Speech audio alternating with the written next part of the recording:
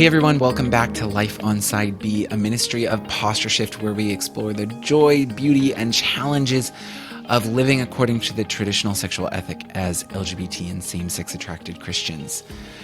Today's episode is actually a recording from the live episode we did about 2 weeks ago or so, where the co-hosts talked about the sides terminology.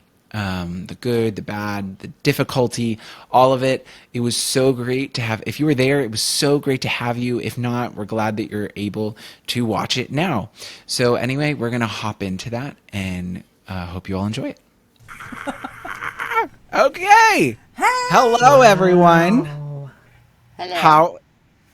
How is everyone doing? Welcome to our live episode of the podcast, the co-hosts on the sides terminology. Yes. We're so excited to be here with you all. Thank you everyone who's joining us. Today we have 4 of us here. Mr. Grant Hartley. Hello, Grant. Hello, hello. Bekah Mason. Hello. The one and only Ashley. Fresh from putting a baby to sleep. Well, Bekah as well. So many babies. Children all around. So we haven't been together as a co-host. Well, we're not all here, but at least some of us. But we haven't had a co-host episode in a bit. So how's everyone doing? Yes. What'd you say, Ashley? I was trying to think. I was like, no, I don't even remember. Must have been probably I think I did the first one. Yeah, well, we did our first, the introduction of this season. Mm-hmm. But that was about it. So yeah, for everyone watching, we are so glad you're here. If you look on the program to your right, you'll see chat, and please feel free we want to hear from you all. So please add in your comments, add in your commentary, your questions, even as we go forward. As we have this conversation, please go ahead and as you think of them, go ahead and put your questions in the chat. We may just interact with them and interact with your comments as we go. And then over time, we'll get into some, we have some preliminary questions we want to get to, but we also want to get to your questions and interact with you all. So this is going to be fun. Yeah, as a really quick, fun question to start us off. Okay. Grant, why don't you start us off? What would you consider the most overrated virtue? You asked this. You let us know about this question. I don't really know. Overrated virtue. So a virtue that is like meh. However you want it to be. I don't know. It just says, what do you understand as overrated? Okay, so what are the virtues? What are the virtues? Give me some virtues. What are they? There's there's patience, kindness, self-control. Okay, are we talking about fruits of the spirit? Are these virtues? Oh, fruit of the spirit. I don't even know. I was gonna say those yellow names fruits of the spirit, those are not overrated. Like punctuality. I personally thought that knowing the 7 virtues was one of those things you had to do in order to be Catholic, Grant. So I know. I feel so bad. Of all of us, you should be the one. I don't know. Come on, man. Here we go. I have virtues. The 7 virtues: faith, hope, charity, fortitude, justice, prudence, and temperance. Ooh, this feels kind of sacrilegious to say that one is overrated. I don't know how I feel about that. I was thinking that if cleanliness is next to godliness and godliness is a virtue, then cleanliness is the most overrated virtue. Ha ha! Love it. You and Ben Franklin. There you go. Anyone else have any thoughts? Temperance is so overrated. I mean, are we not supposed to be full force? What is temperance? I was looking at the same thing. Temperance, moderation. You are tempered in everything that you do, and Like, don't get drunk kind of thing. That's how the only time Baptists ever talk about temperance is. Like temperance unions, very important for Yes. Baptists. Yes. It's important with the Except alcohol, we're but more not with the food. abstinence. Yeah. That's right. Great. That's right. Awesome. Yeah, because gluttony is one of the 7 deadly sins, not drunkenness. Just gonna There's so many lists. throw that in there for tonight. So many lists of sins and virtues and works of mercy and there's so many I lists. now need someone to sometime explain to me then what is the difference between the virtues and the fruits of the Spirit?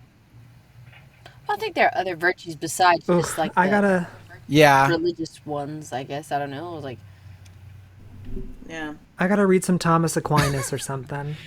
Oh, he's good Yes. stuff.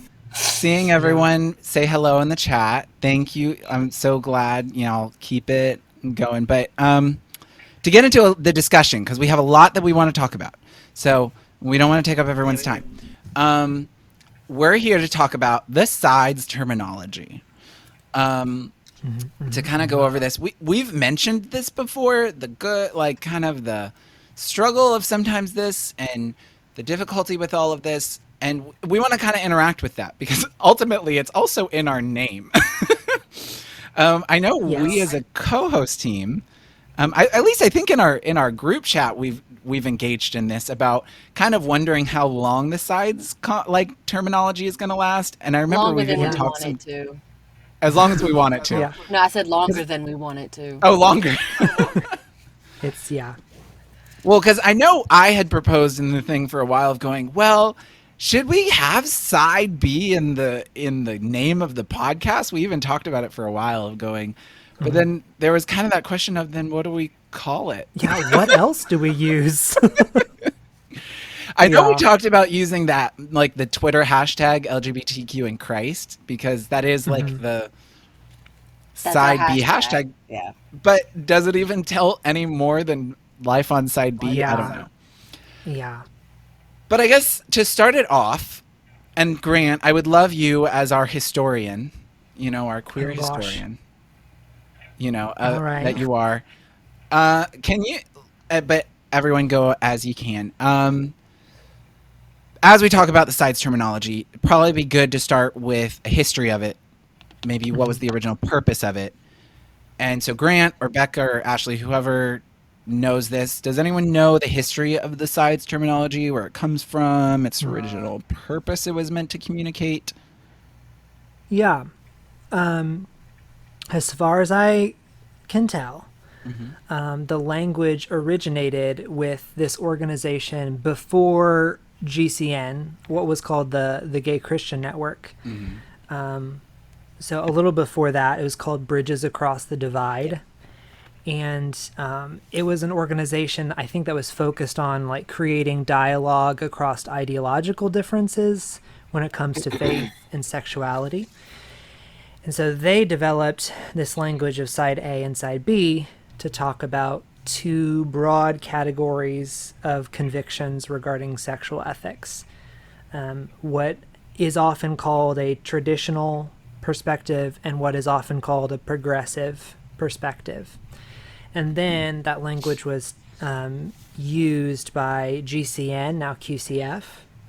And then from there, it kind of took on a life of its own. Yeah. I'm pretty sure it kind of just because a whole community took the language.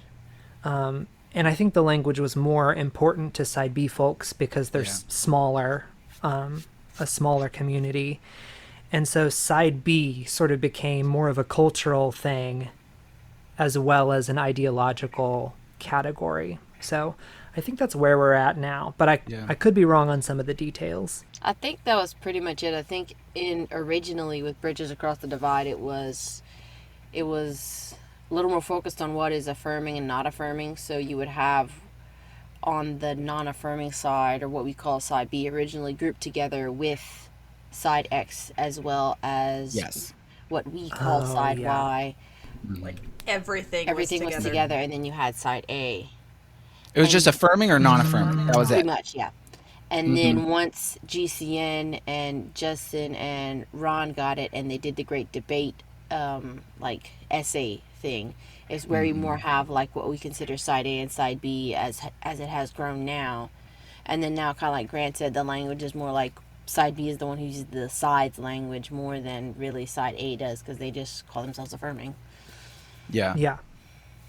I've met a lot of friends who are side A who, like, I tell them, oh, I'm side B. And they're like, what's that? And I'm like, wait, I didn't expect this question. The terminology has been lost on that side. I didn't think I'd have to explain this to you.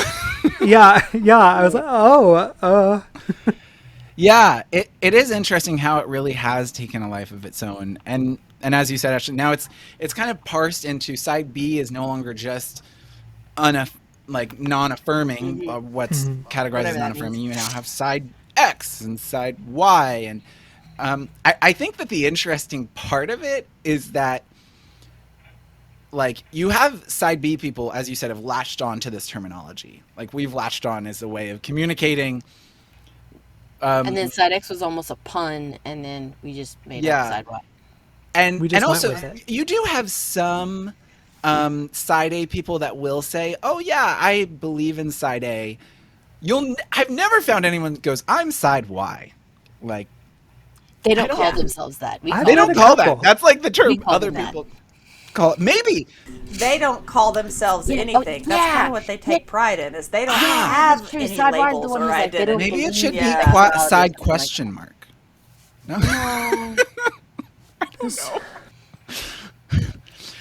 yeah. That might work. But I do think there is something. We had someone who just put in the chat. Yeah, you never met someone who identified as side A, side X. Well, I'd met people who have identified as No. side A. But that goes Not- more into question two. what did you say? So that kind of goes into question two, or it's the one I have opinions on. Yeah. Like, I don't understand why people identify as theology takes. Yeah. Well, and that comes into another thing that I would love for us to get into, which is you have the sides terminology used in a few different ways. You have it used as a position, side B as I hold to side B theology. And then you have it more of what I feel like it's becoming, especially in side B world, where it's like it's brought onto identity. I am side B. And Right. do you think that there's any significance to this distinction? Do you think it matters? Or do you think it's just we live in an identity-based culture wherever we want to identify? I mean, but I don't think it's necessarily different than other beliefs where people say, I'm Calvinist, or Yeah, I'm exactly. But you don't like- call it an identity when you say that, because it's like the same thing. It's just the way the English language works. Like, trying to explain to my husband, for example, that it's not I have hunger and I have cold. It's I'm cold and I'm hungry. He's like, well, that's Yeah. a little extreme, you know. Oh, that's interesting. Yeah. Yeah, that's a really good point. But, so you say, yeah, I'm non-denominational, or I'm Catholic, or I'm Baptist or something, but you're not like, I identify as Catholic. It's like, okay. But, like, I remember there was, like, a Your Other Brothers episode, like, maybe, like, 2-3 years ago or something, and they were talking about identity terms, and they were like, so it was, do you identify, or how do you identify? Is it struggling with same-sex attraction? Is it gay? And side B was one of these things in their identity labels. I'm like, I don't get it. It just did like this for me. I'm like, why? I don't get it. Maybe I'm slow. I mean, No, I kind of prefer it being a description of theology as opposed to an Because identifier there's of also people that say, like, personhood. well, only sexual minorities can be side B. Straight people can't be side B. And it's like, so... And I mean, I know to an extent there's a conversation to be had about that, because to an extent the straights can be non-affirming without ever thinking about it. But Yeah. what I'm saying is, it's like, well, that doesn't make any sense, because in my mind, it's, like Bekah says, it's a position. So Yeah. anybody can have any position. yeah. Yeah. Go ahead. I think I'm probably pretty sympathetic to it being used as like an identity label, but I think you have to understand like how side B land has developed, and like it was originally used as a way to discuss a particular theological conviction. But what happens sort of naturally when people all come together over a shared like ideological conviction is they start to just naturally, because human beings are culture creators, that's a part of their image bearing, they start to create like a kind of common culture. And so I think like one of the big milestones for like side B culture, if you could call it that, is like people started using the B emoji Yeah. a lot. Like it was like, and it was kind of cool. I felt like, oh my gosh, this is like, it's my own little tribe, We like have a my own thing. little, my people. And so I think that's when it switched over for me, was like, oh, side B is like an ideological thing, but also like it's my people group, my micro people group. Yeah. So Yeah, I think I don't think of know. it as that way. It's like makes sense. we could identify the. I was thinking like that, like we're part of the side B community, like labeling Yeah. like the community group that like that I understand. Yeah, because I do think there is some real fact to the fact of like there is some real reality to the fact that, as you're saying, Grant, we are culture creators. We create culture as we go, and many times we use identity as a way to show the ways that we are distinct. And there is, whether we like it or not, there is something distinct to the side B LGBTQ experience versus the side A or affirming one. Like when I go to QCF, I will talk to affirming LGBTQ people, and there are sometimes things that they will explain, and I'm like, that's not my experience. Like my experience is Yeah. very different. Yeah. And so it does help with that. To share what some of our audience is saying, we have one person who did make a good point. While no one necessarily identifies as side X, they have heard of people who identify as X gay. So in that sense, it may not be the sides terminology, but that's where the X comes from. Yeah, it's Um, almost a pun. Yeah, another person says, I tend to think of it more as a community term. It describes our theology and our culture as a group, not necessarily as a category of personhood, but also not only a theological camp. That's why I push back on people who call straight people side B or side A, which I get. Like Yeah. they hold this affirming or non-affirming theology, but it doesn't necessarily have a point in their life. Like it doesn't Yeah. change their life. Again, like a shared experience is what they said. So it makes sense, and I get both, because ultimately, yeah, you're like, if you take other theological points, Calvinist versus Arminianist, like is it a shared experience? Maybe, maybe not. Maybe when you get into the denominational understanding of the things it is. But ultimately, it's not the theology that is your identity, but maybe how the theology shapes your experience that therefore becomes an identity. So the way we live out our theology, because ultimately our theology should affect the way that we live, therefore that theology therefore ends up affecting our lived experience. Yeah, that makes sense. Yeah. Go I ahead, wonder too if like side B people are like in an interesting position, like in sort of the ideological lay of the land, because we often want to distinguish ourselves both from side A and from like ex gay Yeah. theology on our ideological right.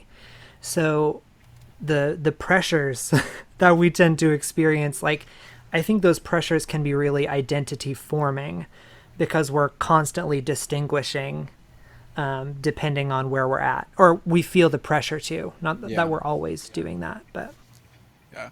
I do love one comment that was just put in the chat. The shared experience of total depravity.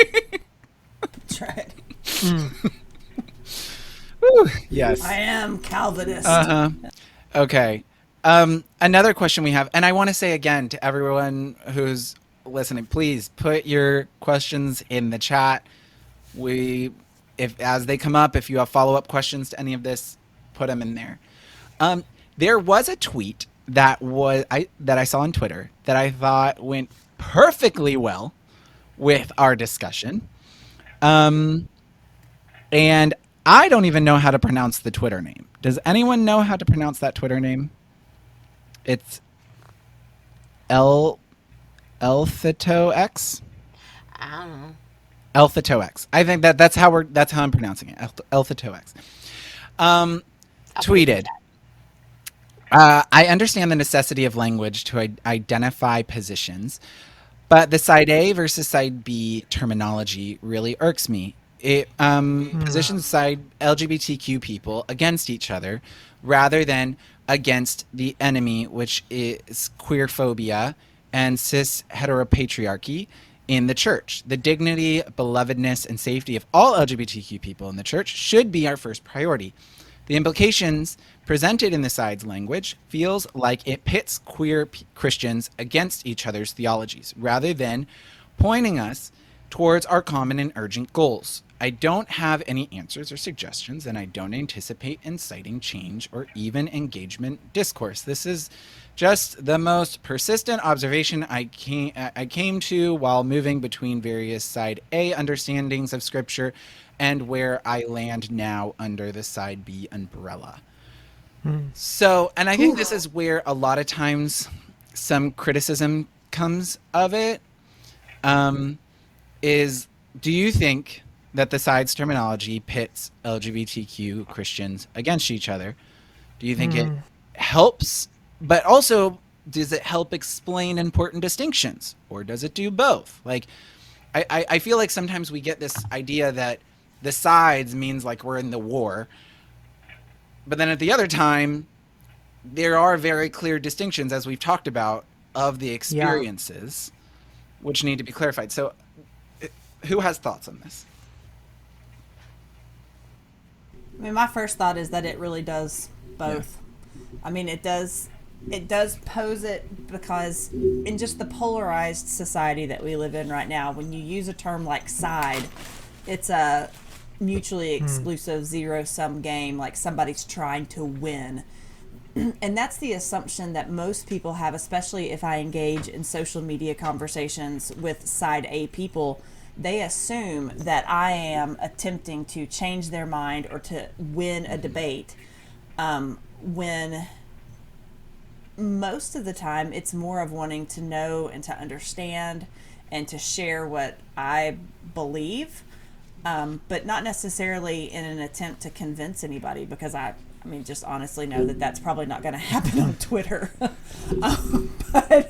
But I think in some conversations it does pit against, but I mean, at the same time, honestly, there are theological differences, and how I'm going to go forward in conversations with people. Honestly, in some ways, I kind of see it as protecting side A people, of letting them know kind of up front where everyone stands on what they believe about things, even down to basic things like you don't want somebody to have a misunderstanding about what you may or may not mean. And like we joke sometimes about, is the barista hitting on me, or are they just nice? They're always hitting on you. If people kind of exactly.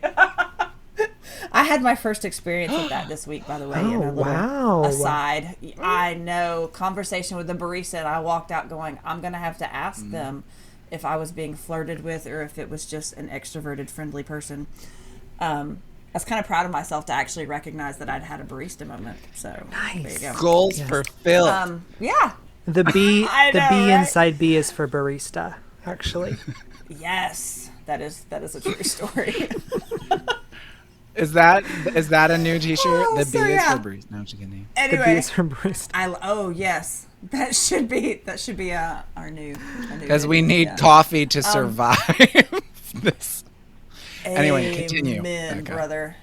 Yeah, so, but that's it. I kind of feel like I'm rambling now. That, yeah, it does both. Like, I think there is a necessary difference. I don't even want to use the term division, but there's a necessary difference in understanding this is where I stand theologically. And I mean, that is part of what labels and titles Yeah. do. I mean, going back to that difference between Calvinism and Arminianism, if somebody just says, I'm an Arminian, I can gather from that at least their stance on salvation and some other basic theological topics so that I know where they're coming from to start the conversation.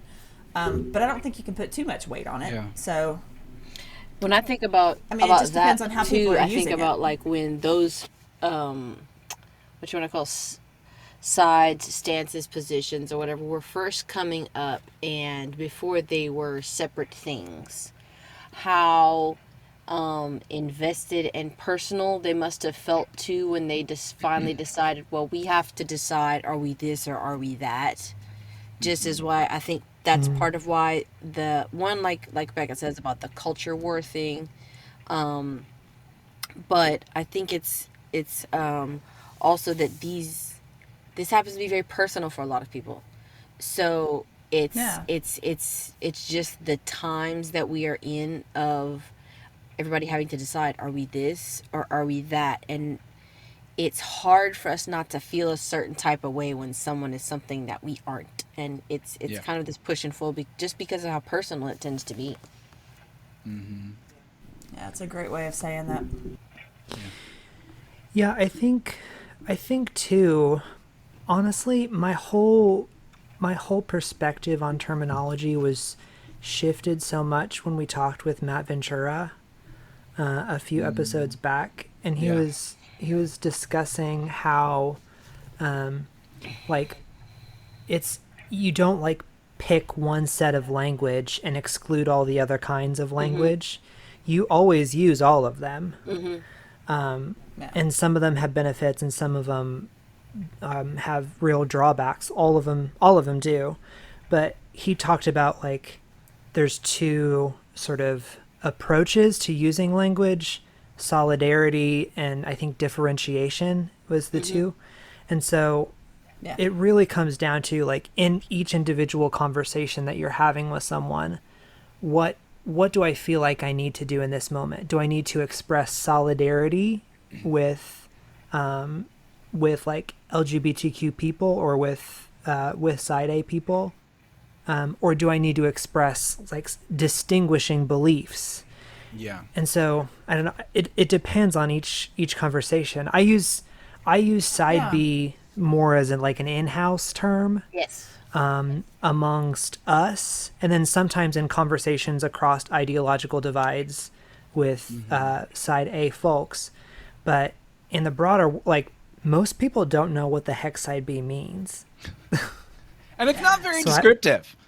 It's not. No. It's not. So it's jargon. So like I only use it like with other LGBTQ Christians. So yeah.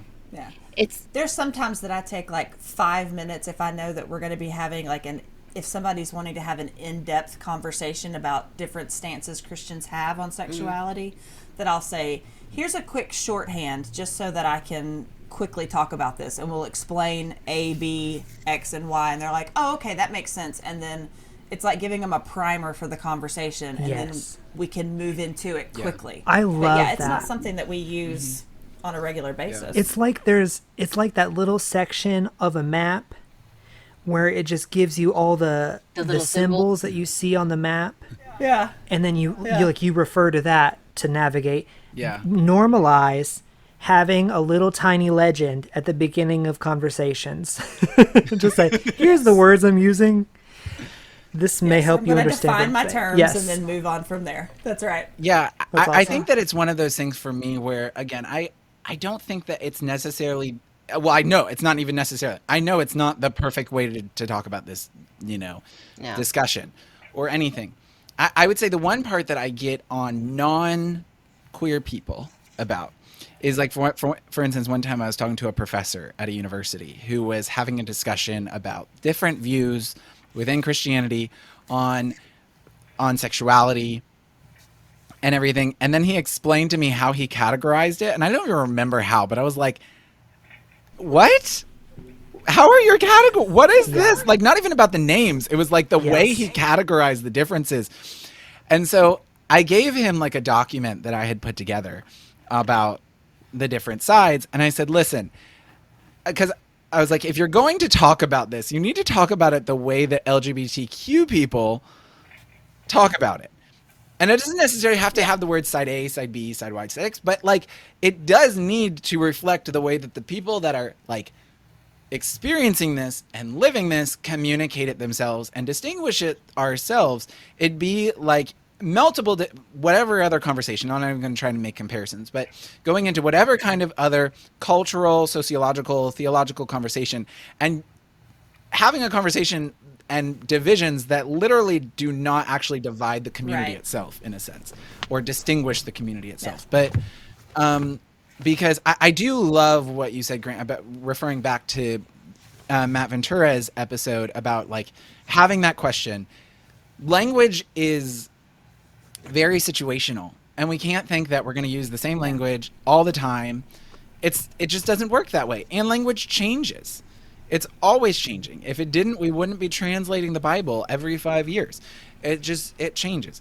And so I think that there is something really important to understanding of, as you said, do I want, or as Matt said, do I want to stand in solidarity in this moment with this people group or that people group? Or do I want to make a distinction to clarify whether for saying, hey, as you said, Bekah, I just need to clarify to you so you don't like get your hopes up in this situation. This is my view, you know, or on this, or this is how I live out my life.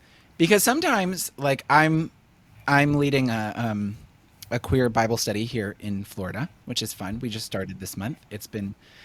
We actually just started yesterday for the first time ever. We're going to get together. Nice. And I'm leading it, but I'm the only side B person. Everyone else is side A. So, and I just had to kind of clarify that to everyone. I was like, so we're going forward in this. Just need you to know, I don't have sex for theological reasons. Yeah. I don't think I use side B terminology again, because they don't. That's they the short explanation. Yeah. There you go. Yeah. I kind of like that. Yeah. I don't have sex for theological reasons. That's nice. Yeah, and I get the whole thing of thinking it pits against people, but I feel like I see that more in how straight people use the sides terminology. Yes. Yes. And don't get that sense from LGBTQ people. I think it also comes from, like I said, almost the way it originated. It's almost to say like it's not that old of a term, but it is antiquated in just the way that the language around the subject has developed quickly over time. It came from a time where, because and I've heard the pushback on the sides language of they didn't like it because they didn't want people to think it was two sides of the same coin.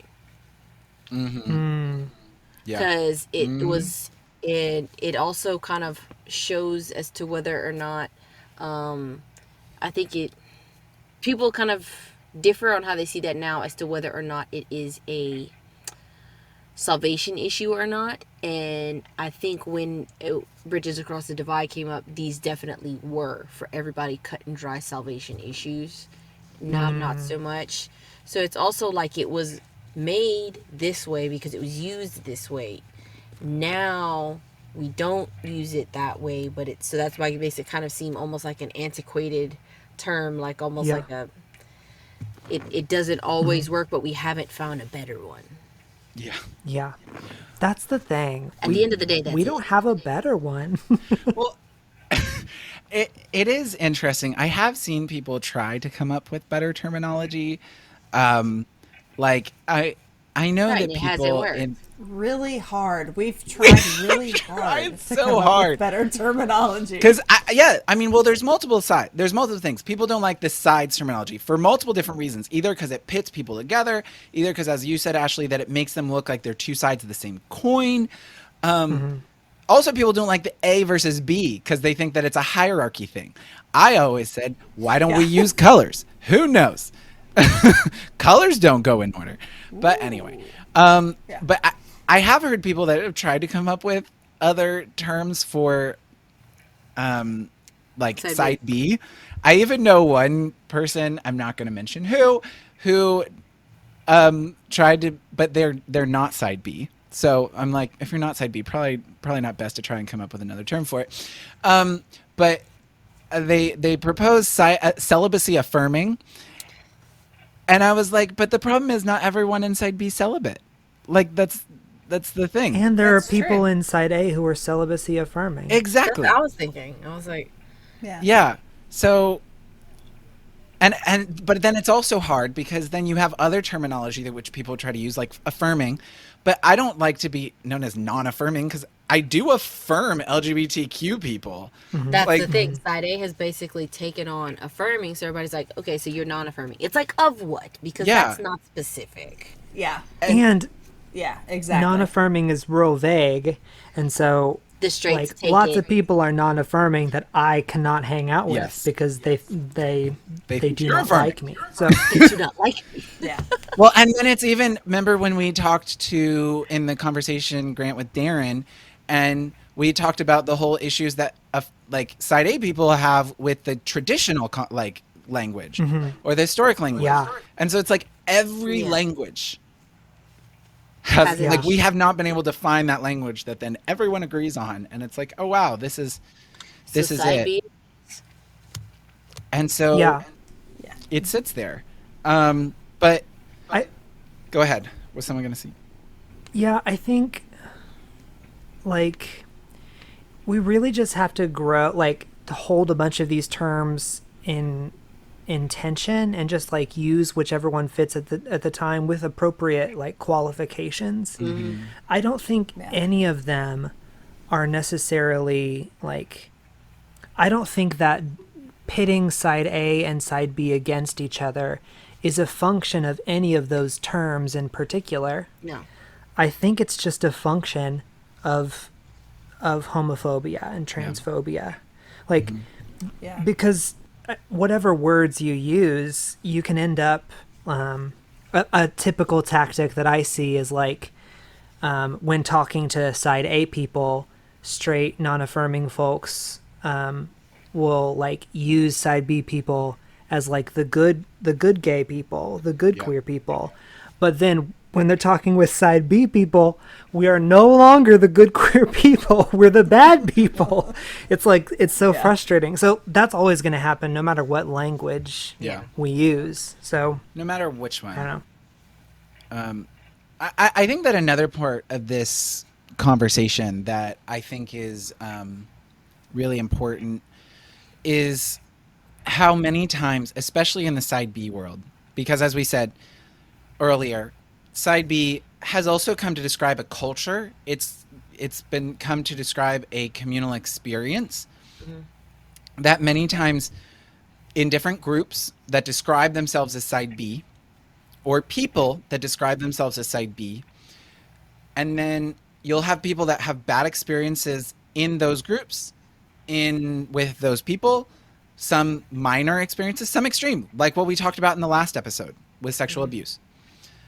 And then we'll come to a place of having their experience with the said groups or said people, then say, I'm not side B because I'm not those groups. When I think that we sometimes think that there is a specific group that owns what side B is culturally or what side B is supposed to look like culturally, when we have to remember that every person, like within the theological understandings, sorry,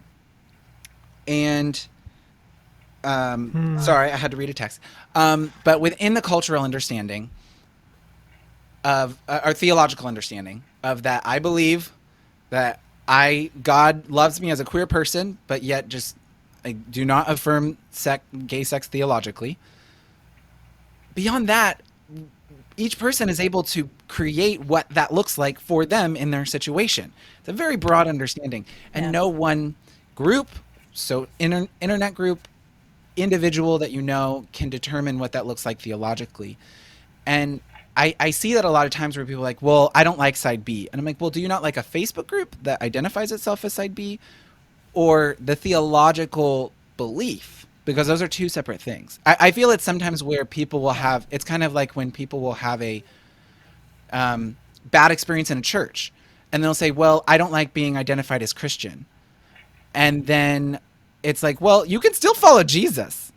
Doesn't have to use the term. Right. Follow Jesus, love Jesus. Do we have Henry joining us? Looks like Oh we my almost gosh. did. There we go. Would you look at God? Yes. Oh, Oh, I'm looky actually there. so mad because like I was able to hop on at 8:15 today because I got done with work early, but I just was walking around looking at art. I literally just like Josh just sent me a text and I was like, oh my gosh, I just like got done looking at art. So yes, I can hop on. Oh my gosh. I'm so sorry. we're so glad to Art. see you. Yeah, it's so good to see everybody. Oh my gosh. Oh, we're so glad that you got to look at Yes. art. What is this? Okay, I have a caution icon on my screen. I don't know what. I think it's because it's not recording your thing because you're on a phone. Oh, my laptop's in my car too, but that's really the most. So okay. Mm-hmm. But y'all can see me though. We can see you. We'll just see if this ends up in the episode. It just looks like we're talking to no one. Exciting. This is an exclusive live event with Henry. Oh my gosh. I mean, I have my laptop. We should totally leave it in there, and it just looked like. So. If you're able to, that would be amazing because we want to hear what you have to say and we want to record it. Okay, here, let me. Okay, this is so funny. I'll just make my phone the hotspot, and I have my laptop here. Yes. Yeah. No, this is my life. This is Your really hat is my life. amazing. This is also the podcast. Just do it. I love it. It's organic. It's real life. We're people. We're Yes. They're gonna watch the feed when did Henry just pop in? Why is I'm interested to see if this That's why records people- though, because it like this program continually has told me like it has to be on the laptop and it has to be on Google Chrome. I don't know. It's a new program. They're working out the kinks.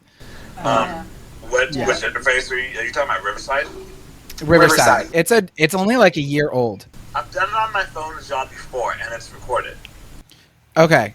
Yeah, but anyways, I already have my laptop open, so here, let's see.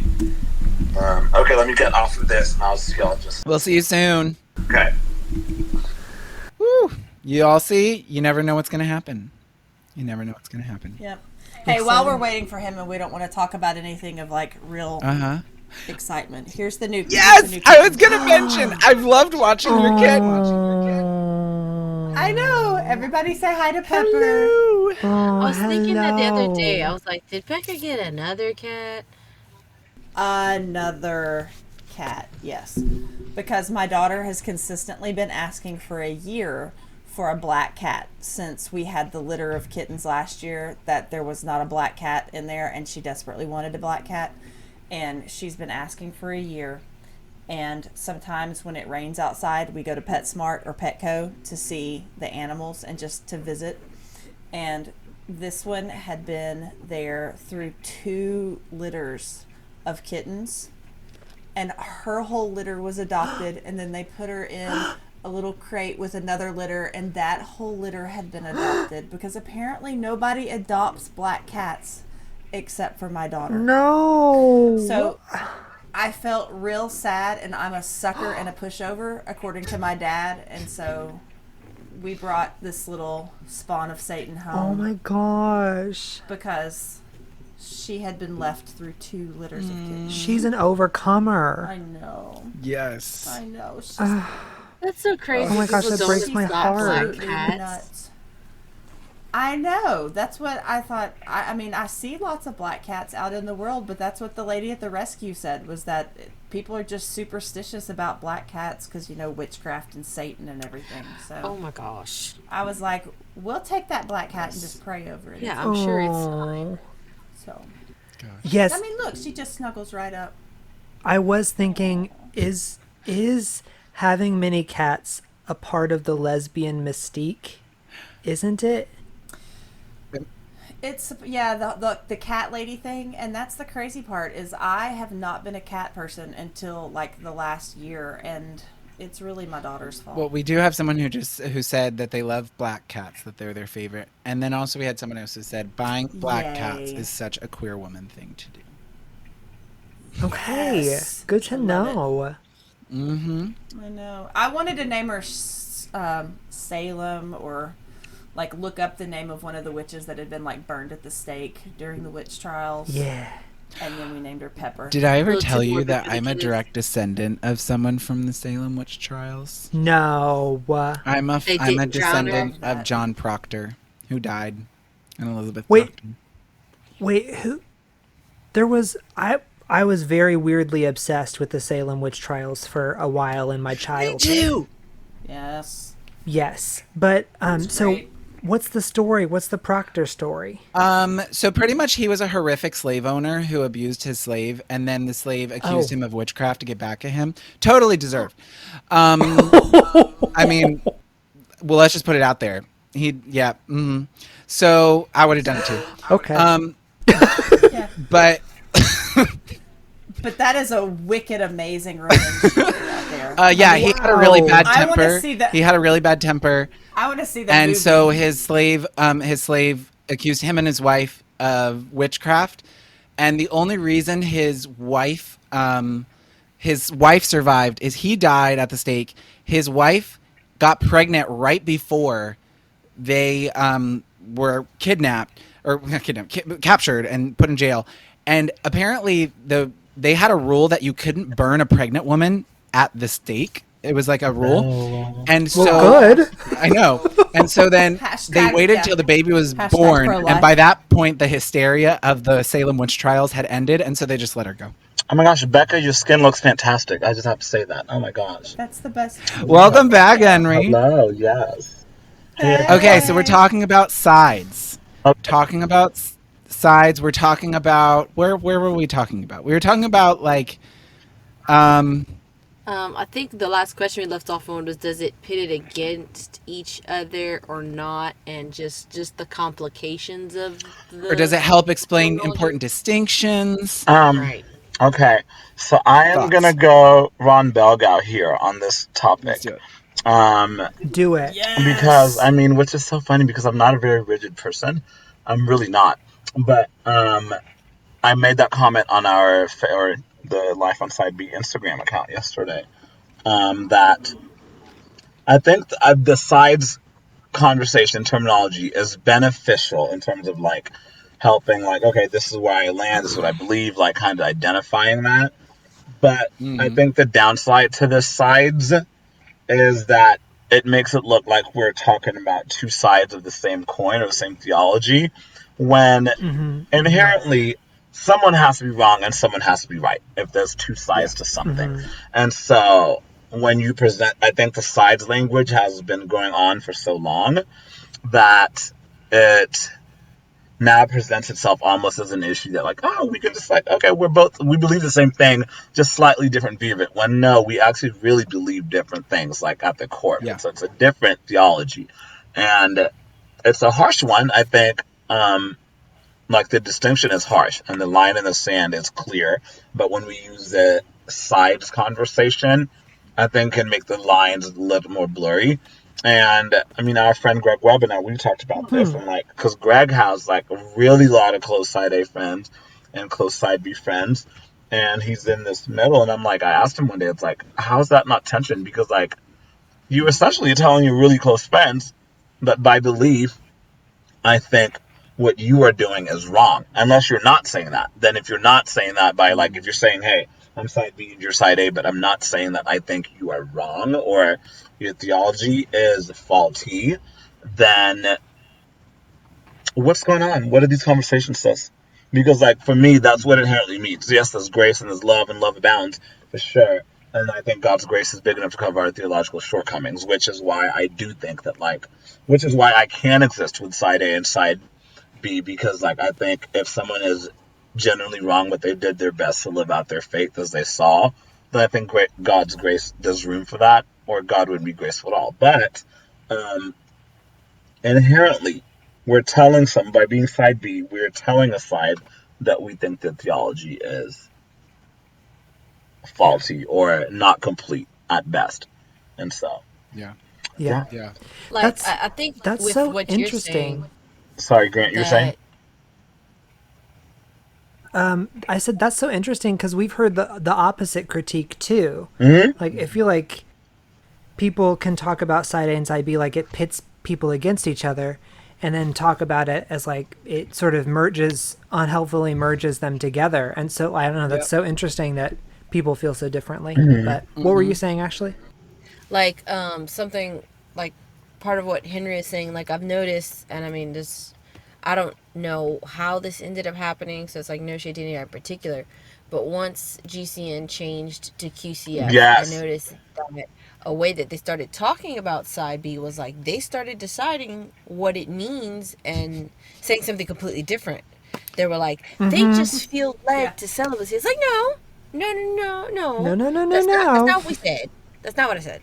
Yeah. Yeah. And in that, it's like not to be mean, but it's like that's totally not what I said. Yeah.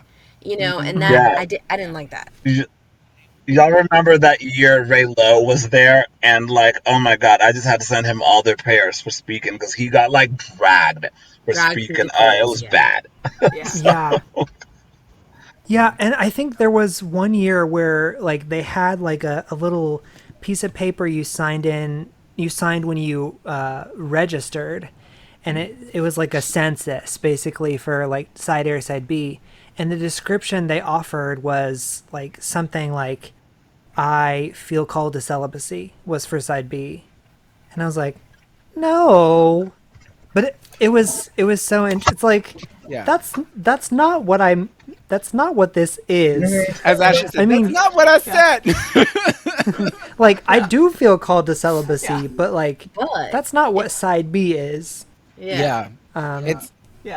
QCF does try, and I want to put that out there. They really do make an effort to make space, but And we love QCF. We do. QCF, if Say you're no listening, shade to- we to love you. anybody. I don't know her. Y'all love her. I don't know. okay. Yep. Anyway, what I'm trying to say is, with Henry, with your comment, I think it's really important, like what Grant said, we can have the terminology and people have like criticism of it on completely different sides. It's too divisive. It's too like, you know, similar, and it doesn't put, because it's true, like that can be something of that's kind of the issue in this. And Henry, to kind of update you on some of the other stuff we've been talking about, has one of the comments Grant made that was really, really good, was going back to Matt Ventura's episode on queerness and identity, was saying like sometimes language is helpful in one context and not in another. Yeah. And so it's like thinking in the moment, do I need to communicate solidarity with a group in this moment, or do I need to explain a distinction and something that like distinguishes us or divides us in that way? Like, and so in those conversations, different language will be used, because I don't always like, I will sometimes use traditional as a thing. Oh, I hold to a traditional Christian sexual ethic. Or depending on the person I'm talking with, I'll use side B. I'll use non-affirming even sometimes, even though I hate that language. I do hate that. So yeah. I hate it. Ugh. Yeah. I just want colors. I just want a color to describe my theological views. But What maybe color? not. I don't know. If there you were don't a know. color, what color would you want it to be? Okay. Girl, you can't say that and then not have an answer. I mean, Can we be chartreuse? Chartreuse. Ooh, who Brand is name, she? okay. Brand name, honey. Okay. Welcome to Truth to the Stage, Yeah. honey. Okay. gosh. I mean, it kind of connects. All of this Somebody kind of said connects to one gold. question. I like it. Ooh. All of this yeah. kind of connects to one question we did have in the chat, which said, if everyone agreed with you, what term would you want to use instead of side B? What chat, girl? What chat are you talking Oh, about? Did I great miss question. something? Okay, on the right There's hand a side, chat on there's the a side. chat. People talk. Oh my gosh. Okay, girl. You know, I was People like, be talking. oh Lord. And are people watching us live right now or not? People are watching us live. Okay. I thought that was happening, but I'm only seeing obviously the co-host, so like I don't know what else is on. So. Do you see up at the top where you see a I see people chat. emoji? Okay. Oh my gosh. Okay. Well, I saw who asked the question, so I'm just going to throw this out there that being a good Southern Baptist, I only am here to complain. I have no suggestions to improve the situation. So I don't have any idea of what we should be called Wow. if we weren't going to go by Yeah, and see, I side B. think that's what. Can't help you there. I'm going to complain about it, but I'm not going to Yeah, fix the and problem. I agree with that too. Because like I don't know what else it Yes. would be if we didn't have side A and yeah. side B. I think honestly, it's like Exactly. it's the most jargony, but I think it's the least problematic. Like yeah. if we get to like when we say historic sexual ethic, like we're making a claim that like we're more resonant with history than side A, but side A would also make that same claim, you know? And traditional is the same. Non-affirming, we hate it. We hate that. So like, I don't know. Yes. But historic is okay. I mean, like even like revoice Bekah, like in the description of it, it was like according to Yeah. traditional, biblical, like it's like historic is correct, and so I don't think historic is wrong. Because it's not just. Let me stop talking right now. So okay. No, I do. I many times do feel like historic is probably the best other term we do have. Yes. Historical view of marriage, traditional view Like of marriage. the historic something like that. Christian sexual ethic or something like that. Or like, I do think that, Yeah. or I do think that is the other one, because I get, for instance, people, as you said, if you don't like side B because you just don't think it communicates well the name, then people need to suggest better terms. You know, Yeah. I have a tip for y'all. Sometimes when I tweet about like a side B perspective, and I know that Girl, side your B tweets is have not been gonna on be- fire lately. Thank you. Thank you. Thank you. But sometimes when I tweet about like a side B perspective, but I know that side B is not a phrase that people are going to be like aware of, and I know that traditional or historic is also going to have problems. I do a little move. I offer a tiny qualification. I say, what has often been called the traditional sexual ethic. And that way, it frees me up because I'm not saying that I'm calling it that. I like that. I'm just trying to point out the view that I'm talking about. And that has been very helpful for me. So feel free to use that. There is Diplomacy. one question here that says, have there not been side A people throughout history? I thought that there were, and that's why I hesitate on traditional or historic. I mean, I potentially, I don't know of early church fathers or anything that were side A. If you but want I to say don't know. people This is a who potential. lived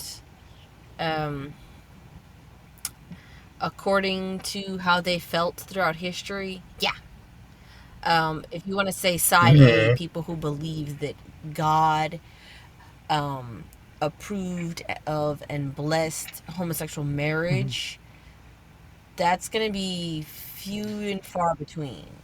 Yeah. I guess it would depend on if you mean, well, first of all, there was a comment of, I guess it depends on how far back you mean consider historic. And then also the other side of it, I guess it would be referring to whether or not there were people that existed that held to it, or whether we're looking for like ordained church fathers. When I say historic, when we say historic, when I say historic, I'm thinking about Peter, be the rock that Christ and builds church upon. That's what I'm talking about. Like, so I don't know what else anybody is. The beginning of the church. At the very least. Well, and the whole identity culture very new. 20th century, 21st century, very new. So, if we rocked it like Bill and Ted and went back in time and asked people about that, they would look at us like we had three eyeballs on our faces. It's true. I mean, it wouldn't people didn't even get married for romantic notions till the 20th century. Exactly. And so no, exactly. I think if I were to, I'm not like I can't pretend to know a complete side A perspective on everything, and side A is not monolithic, but the side A people I've talked to, when they talk about feeling maybe offended by words like historic or traditional or especially biblical, is that they're not, I think side B understands itself to be just like a continuation of history that hasn't really changed. And that's not true with everything we believe. There are some things that have definitely evolved and changed and grown as the church has understood more. And so side A, like side A people, many I know, like often talk about their sexual ethics in those terms. Like it's not resonant with all of history, but it's resonant with some, and it's a legitimate evolution. That's what I've heard. So like the argument But would be that okay, like I don't but if there's an continue him. evolution of things, okay, so this is why, like, I think sometimes people just don't want to hear things that are hard to hear. But it's like some things are unchanging, and they have to be unchanging, or then what are we talking? Like, what are we doing? Like, if everything can evolve and change, like, what can evolve and change? Views on like even sexuality or slavery or things, just random things. We can evolve and change as culture decides we have. Like, if we believe that the Bible is the unchangeable word of God and Scripture is spirit filled, God breathed, then some things have to stay fixed. And so I just don't buy that argument. And so I know I'm not going to get liked for this yeah, comment, but like, the it's just like, question, yeah, the question is like I like which things, there are some things yeah. that have definitely grown and changed. Like I think the go-to case is like slavery is never outright condemned in scripture, but we see a clear evolution throughout the biblical narrative. And then over time it becomes very clear to like the traditions of the church, like, oh, this is what it has to mean. Like, this makes sense. But I don't know. I'm not trying to defend. I'm just trying. I don't want to say devil's advocate, because I'm not saying that side A people are the devil. I love side A people. I'm trying to be a diplomat here. I love Grant's Twitter caveat. I think it works. It was like, what do you, when they want to go like, well, what do you mean? It's like, well, what has been called? Great question. What has been called? You know what I'm talking about? Yeah. Yeah. Yeah. I guess I would like to move with this. Is like my biggest thing is from like so far I think we're coming to the conclusion the sides terminology is flawed. It doesn't work well. It has issues. It's got issues. It has room for improvement. But so far we don't necessarily have a better language for it. And the thing is we need that as people, like good Baptists, as Bekah said, love to criticize without giving helpful solutions. Scared me. I was like, what's on? The cat, we already, yes. That just scared the crap out of me. She just jumped up out of nowhere. Hi. But we do need, though, that if people if people criticize side B because it's not clarifying enough, or it puts things too close together, then we need to begin to come up with a better way of putting it. My one part of criticizing the sides terminology that I don't like is when I'll find side A, like more side A people that will, and this is not all side A people, but side A people that will criticize it from a thing of, well, I don't like the sides terminology, when really what they're saying is they just don't want side B to exist. They just want everyone to be side A.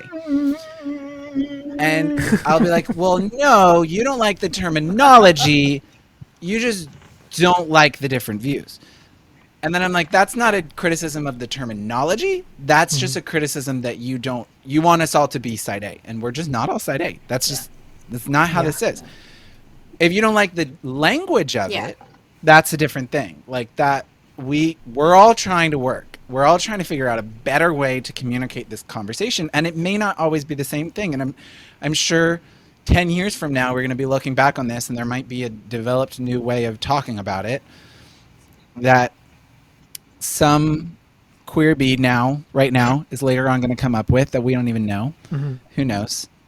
If you're listening, so young Well, queer bee. there was that's right. Be inspired. There was a trend a couple of years ago when some corporations and businesses kind of rebranded, where they dropped whatever their abbreviation stood for and just went by the abbreviation. Kentucky Fried Chicken was, I think, like the biggest, most well-known one, that they're just KFC now because fried was not healthy, and so they didn't want to be known as fried, so they're just KFC. Like officially, really? Yeah. Yeah.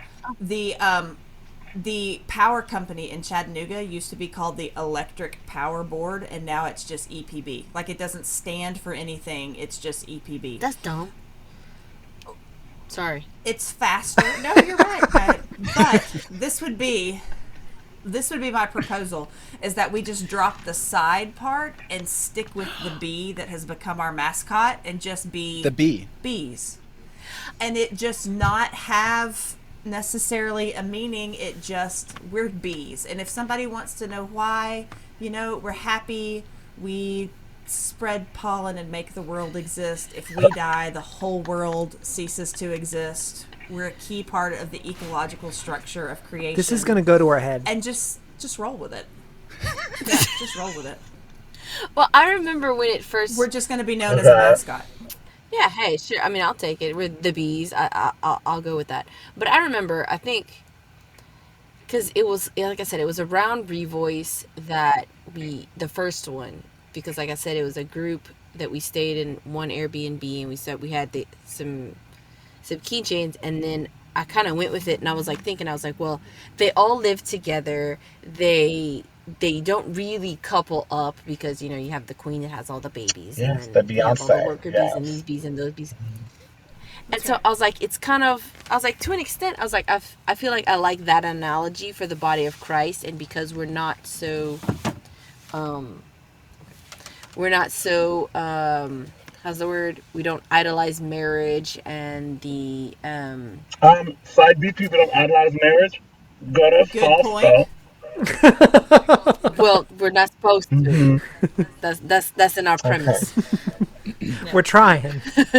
In the ideal We're trying world. not to trying. idolize it. Do we actually? Right, you know what I'm saying? It's like we're supposed to like focus on different forms that we can be family and different forms that we can be the body of Christ. And I feel like bees kind of represent more of like a body of Christ view. Plus, I've always never liked it that it was like the celibacy side, because I'm like, I'm not celibate. Yeah. I'm not. Yeah.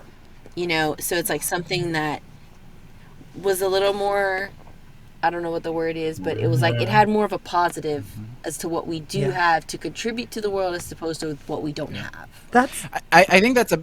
Go ahead, Grant. I think that's why, like, that's part of the reason why I have felt so invested in creating, like, cultural forms for Side B folks.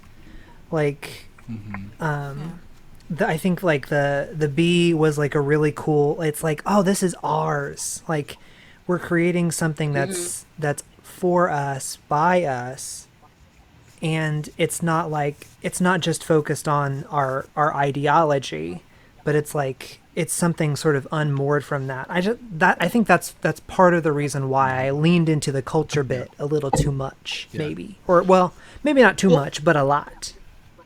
I don't think it's too much. Like you said, one of the comments you've said before, and one of the things of the cultural side of Side B that I love is that fact of, as you said, how it's become very common to find like the bee emoji in people's social media pages, and you're like, oh, okay, I don't even know this person, but they're Side B. Doesn't always happen. Sometimes I have had it happen before where they're like, no, I just like bees. For me, And I'm like, I think that has never resonated with me, because when I see the bee, I just think of Beyonce. So I'm like, oh, Queen Bee. I literally, every time I see it, I'm like, they're in a beehive. I'm like, they're a stand for Beyonce. But like, It's also because it's a fairly new thing. It's also I been do know something they're gay though, either way. So either way. That's true.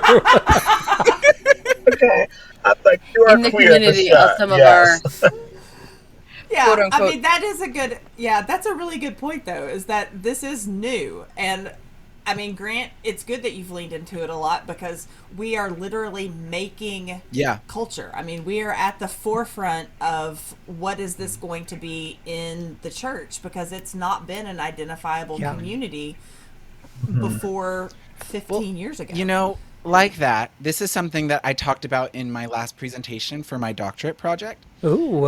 You mean the one that you first of all, low key flex, but you mean the one that you were working on till like 2 a.m. before it was due at 9? Yes. And you and I had like an hour and a half long. Then you and I had like a 3-hour call when I was like, I have a doctoral presentation at 9 a.m. tomorrow, Henry, and it's 2 a.m. and we're still geeking. Oh my gosh. Yes. Yes, But that one. That one. Yeah. Y'all acting like you're undergrads. It was awful. I was Yeah. so tired the next morning. I'll bet. But it was worth it. But one of the things that I talked about in that, and I've been studying, is this whole idea of communal identity formation, and how there's a process of community identity formation that happens as what each generation influences the other, and how many times there, what I've been studying, and there's a few there, I was looking through and talking to a few people and looking at a few resources, and how the general LGBTQ community by itself, like let's just take the general, not even about Christian, non-Christian, side B, side A, the general LGBTQ community has had an issue of gaps within the communal identity formation in situations like the AIDS crisis, because we literally lost a generation. Oh my Yeah. gosh. Have I lost? This is so off topic. Never mind. Okay. Well, well, and so that created like a mentoring gap in a sense within the community, because many times people Yeah. our age, we don't have as many people to look up to in the generation before us, because there's not as many of them there. And then I think that the other thing, which shout out to Greg Johnson and his new book coming out, which we will Yes. definitely have him on when he comes on. He's going to talk about, in his book coming out later this year, about the formation of the ex-gay movement and how that Yeah. really blocked healthy formation of what could have been an earlier form of the side B community, but that when, like, if you look at the formation of what were called back in the 50s and 60s queer like Christian homosexuals back then, you know, and then you had the Stonewall riots, and then right after the Stonewall riots you had the first ex-gay ministries that popped up as a political move against the rise of the gay liberation movement, which blocked Christian homosexuals, Christian gay people, from really understanding their place in the traditional movement. And really, ever since the fall of Exodus,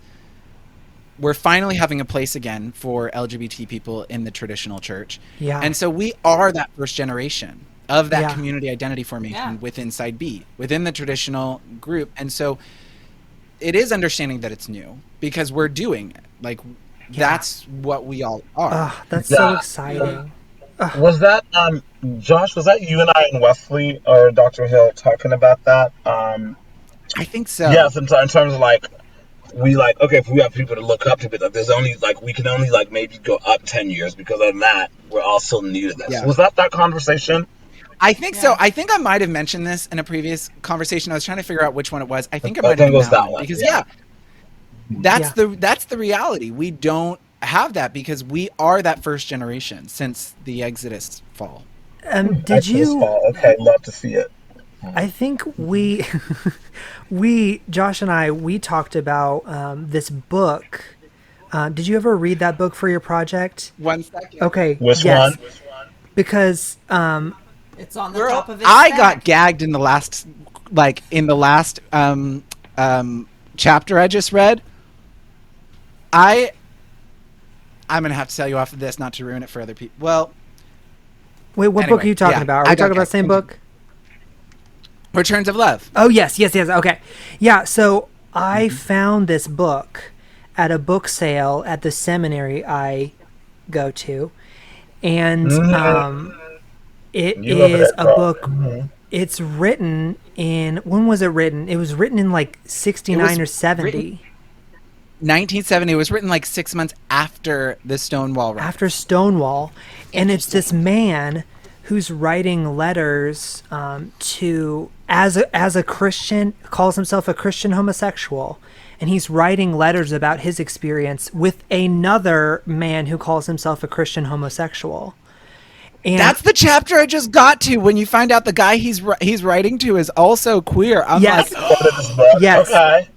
And so it's like this strange alternate reality. It's like this is the beginnings of a community we could have had. Like, this is our history, and so much of it was wiped away.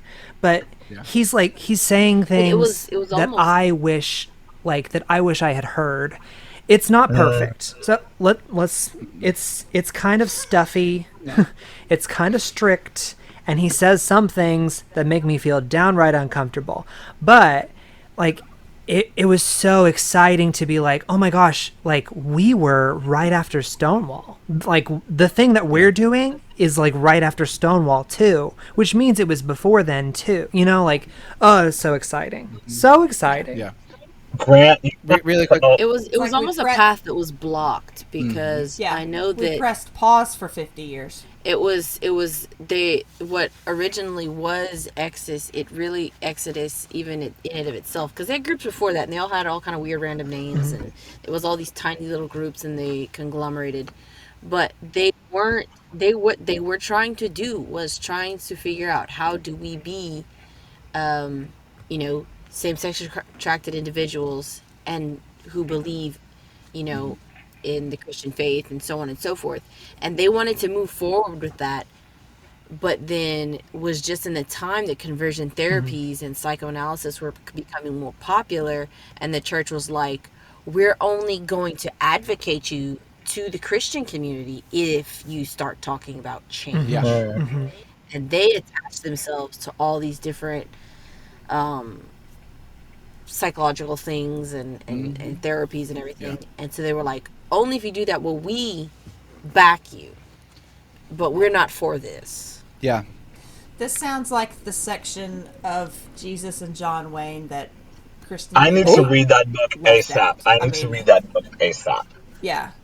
I mean, because it lines up, it's the same timeline of the political move of like the rise of the moral majority and the religious right. It was all part of that. Like it all falls in together. And I've heard her say that she wishes she'd had more space than just like three sentences that she dedicated to sexuality. Well, in the Becca, book. it's kind of like what we mentioned in the last episode about like really this whole entire LGBTQ conversation is really just a section of a larger conversation about the purity culture movement, and like which is also part of a larger conversation about the politicized situation that happened in the culture and everything.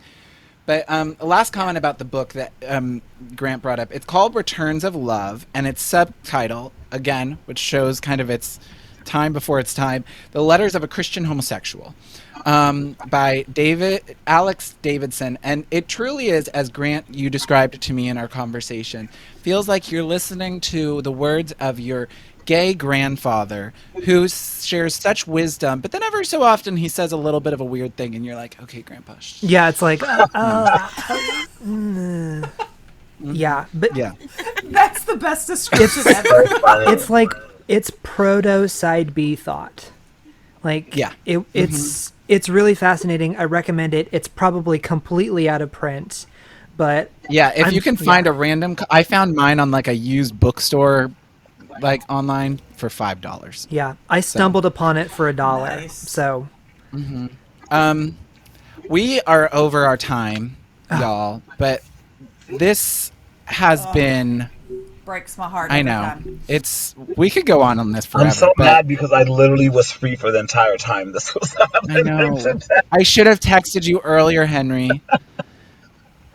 no, That's not your fault. I'm a grown-ass man. That is not anybody's fault. No. I literally, because I worked on Monday, and normally Mondays are my day off, so every day this week I've been a day ahead. So, like, today I felt it was Friday. I was like, oh my God, I'm going to have free Friday evening. I'm going to look at art. And then when you texted me, I was like, oh, today's Thursday. I really could have been free. Like, I was like, what?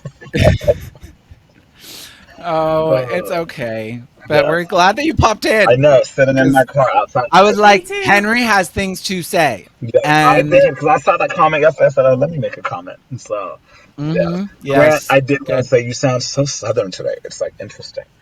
oh, I'm do like- I? Like, you sound really Southern. I'm like, where's this girl from? What's up? So, well, I've been all over, so Yeah. Ooh, well, thank you everyone who's watching live. thank you so Thank you much. for everyone who's listening after.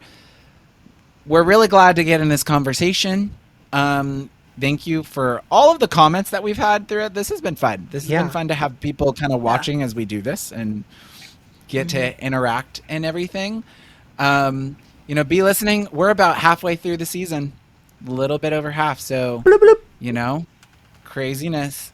But This is like having a live I studio know. audience. I know. I kind of like it. It's crazy. Yeah. So this will be up for everyone that's watching. This will be up in next week. Next week it'll be on the podcast.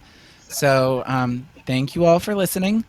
Stay tuned. If you love this podcast, remember to give us a review on Apple or wherever you go, because that helps other people find it. Yeah. Or subscribe.